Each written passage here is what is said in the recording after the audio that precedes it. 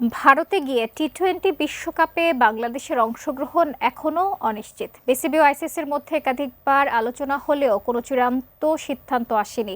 2 দিন আগে বাংলাদেশে এসে বিসিবির সঙ্গে বৈঠক করে যায় আইসিসির একটি প্রতিনিধি দল।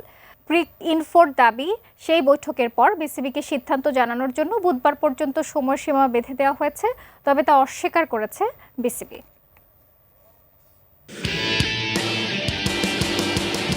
ভারত ও শ্রীলঙ্কায় অনুষ্ঠেয় আইসিসি টি-20 বিশ্বকাপে বাংলাদেশের অংশগ্রহণ নিয়ে অনিশ্চয়তা আরও জটিল হয়েছে।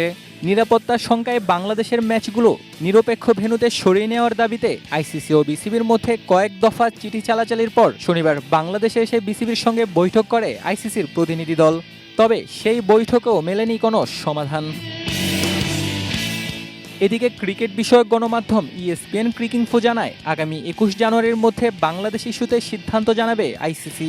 প্রতিবেদনে আরও বলা হয়, বাংলাদেশকে ভারতেই গিয়ে খেলতে হবে, না হলে টুর্নামেন্ট থেকে বাদ পড়ার ঝুঁকি রয়েছে।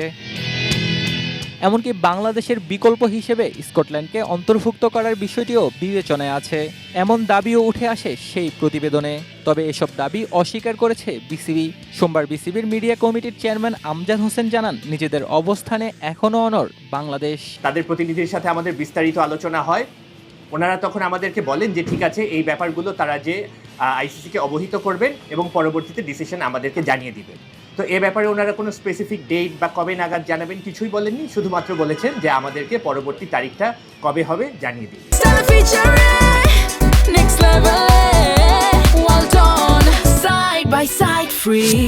এদিকে বাংলাদেশের নিরাপত্তা উদ্বেগের পক্ষে অবস্থান নিয়েছে পাকিস্তানও।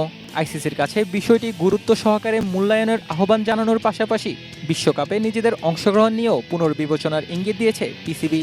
সে সঙ্গে নিজেদের বিশ্বকাপ প্রস্তুতিও স্থগিত করেছে চেয়ারম্যান মহসিন নাকভির নির্দেশে।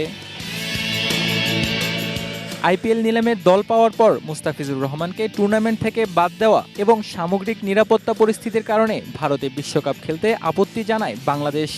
এ কারণে নিজেদের ম্যাচগুলো ভারতের বদলে শ্রীলঙ্কায় আয়োজনের দাবিতে আইসিসিকে কয়েক দফা চিঠি দেয় বিসিবি।